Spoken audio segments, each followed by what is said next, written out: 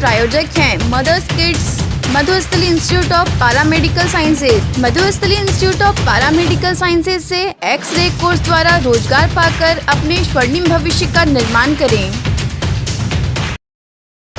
Madhusthali institute of paramedical sciences से DOTT course द्वारा रोजगार पाकर अपने स्वर्णिम भविष्य का निर्माण करें। नमस्कार, न्यूज़ लाइन में आपका स्वागत है। इस वक्त की बड़ी खबरों के साथ मैं हुराम। खबरों की शुरुआत करेंगे। सबसे पहले अंबेडकर जयंती के अवसर पर यूथ कांग्रेस ने बाइक रैली निकाली। वहीं इस बाइक रैली का नेतृत्व कांग्रेस नेत्री दीपिका पांडे कर रही थी। बाइक रैली के साथ वे विभिन्न अंबेडकर स्थलों पर जाकर के उनकी प्रतिमा पर माल्यार्पण किया।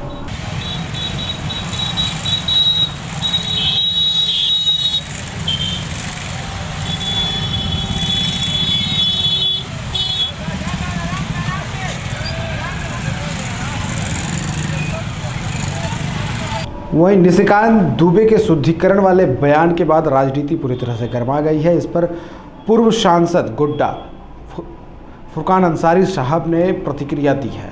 उन्होंने साफ तौर पर कहा है कि बाबा बैद्यनाथ मंदिर का इतिहास सांसद को नहीं पता है। इससे पहले भी कई मुस्लिम वहां पहुंचते थे, तब दरवाज़ा बाबा मंदिर का दरवाज़ा मुख्य द्वार खुलता था। इसके साथ ही दो शहनाई वादक भी वहां पर पहले शहनाई वादन बाबा मंदिर परिसर में रहकर किया करते थे। तारीख को मधुपुर विधानसभा का उपचुनाव होना है। ऐसे में अब बहुत कम समय बच गया है और जहां कांग्रेस RJD JMM के संयुक्त प्रत्याशी हफीजुल हसन मैदान में है, वहीं भाजपा से गंगा नारायण मैदान में है। दोनों पार्टी के बड़े नेता मधुपुर में कैंप किए हुए हैं और वाद विवाद बहुत ज़्यादा बढ़ते जा रहा है। हम बात करेंगे फुरकान अंसारी से। उन्होंने तीखी प्रतिक्रिया व्यक्त की है। सांसद निशिकांत दुबे ने सीधा प्रहार किया है फुरकान अंसारी पर, इरफान अंसारी पर चुनाव को लेकर। सर, क्या कहेंगे? निशिकांत दुबे सीधा हमला कर रहे हैं आपके ऊपर, मेरे ऊपर। हाँ, साफ साफ कहना है कि ये लोग माहौल बनाना चाह रहे हैं, ये लोग झूठे हैं। और मंदिर के बात को लेकर डॉक्टर इरफान अंसारी पर उन्होंने हमला किया है कि मंदिर को फिर से शुद्धिकरण करना होगा। इरफान अंसारी मंदिर चले गए हैं। ऐसे में पोलराइजेशन की बात की जा रही है, वोट को पोलराइज करने की कोशिश की जा रही है निशिकांत दुबे के द्वारा। देखिए, निशिकांत दुबे जो है ना, या भाजपा के पास ये मंदिर और हिंदू मुसलमान छोड़ के और जय श्री राम छोड़ के अब कोई मुद्दा उस पर बचा नहीं। सारे मुद्दे तो इसने ख़त्म कर दिया। तो मैं कहना चाहता हूँ मिस्टर यहाँ के सांसद से कि एक तो हिंदू धर्म होता नहीं है, सनातन धर्म होता है। और सनातन धर्म की क्या ये है, वो उसको समझ नहीं पाता ये लोग। आपको मालूम होना चाहिए उनको, इनके संस्कृति मंदिर के बारे में कुछ जानता नहीं है। बाबा मंदिर के बारे में वहाँ दाता साहब हुआ करते थे। वो आते थे तो गेट खुलता था मंदिर का। दाता साहब आते थे सुबह शिवगंगा होकर के, तभी वो मंदिर खुलता था गेट।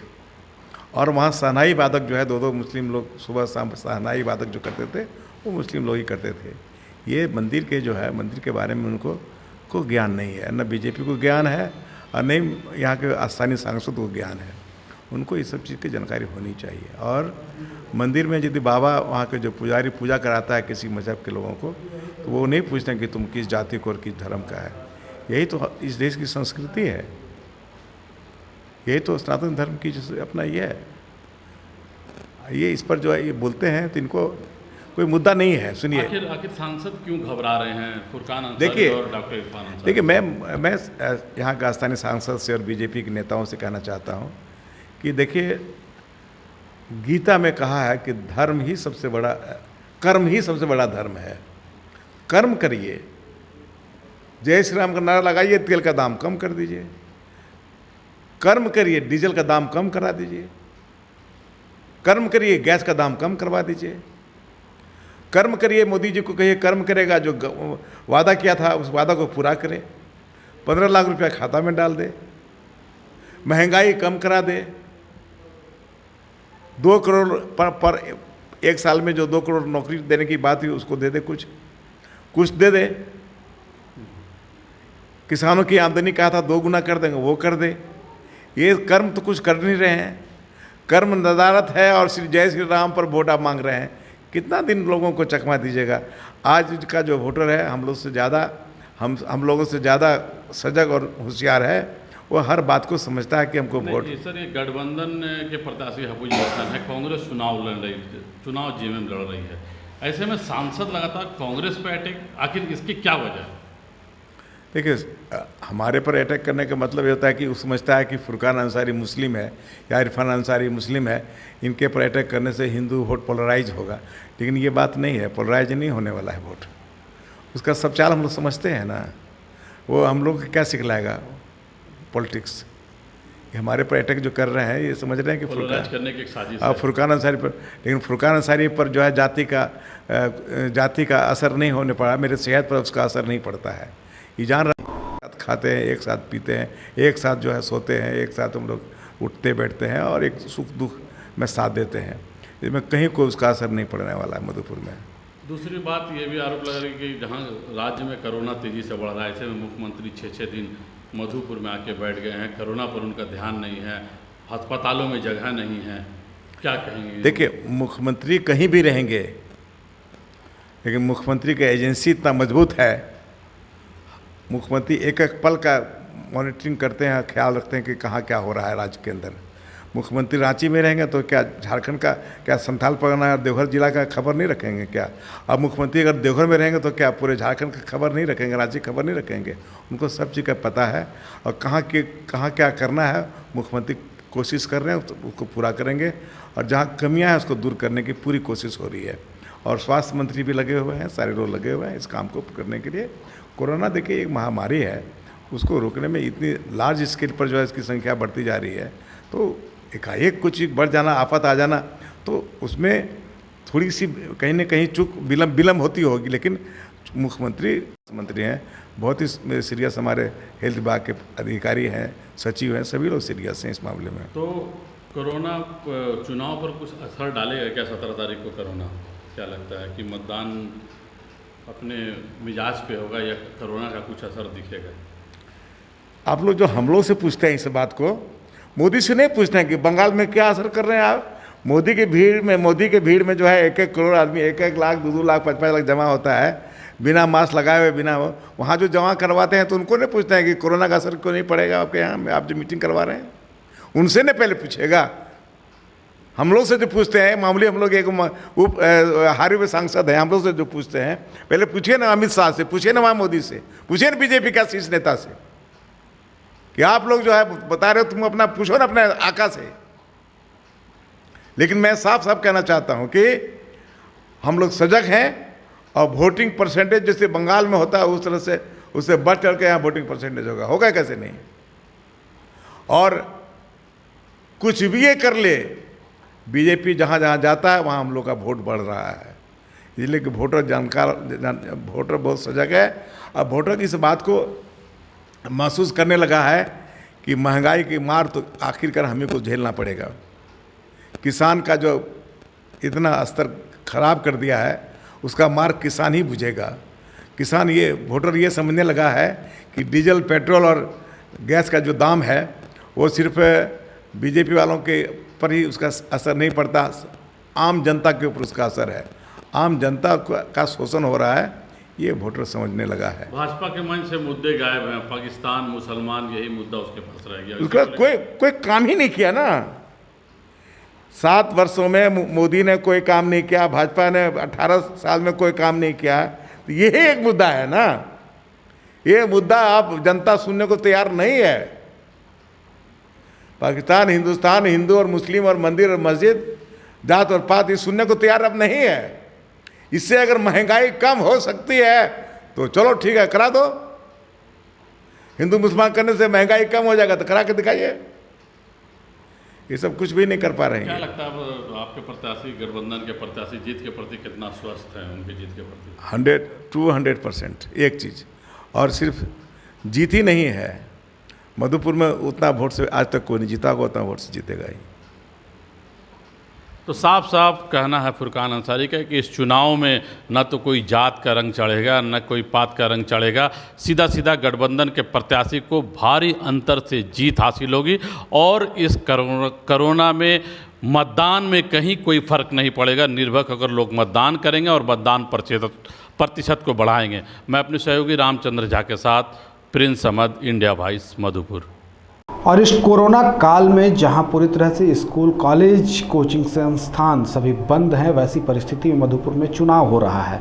लोगों का क्या कहना है, कोरोना से बचाव जरूरी या चुनाव जरूरी? आइए सुनाते हैं लोगों की राय। रिपोर्टिंग की है प्रिंस अहमद ने।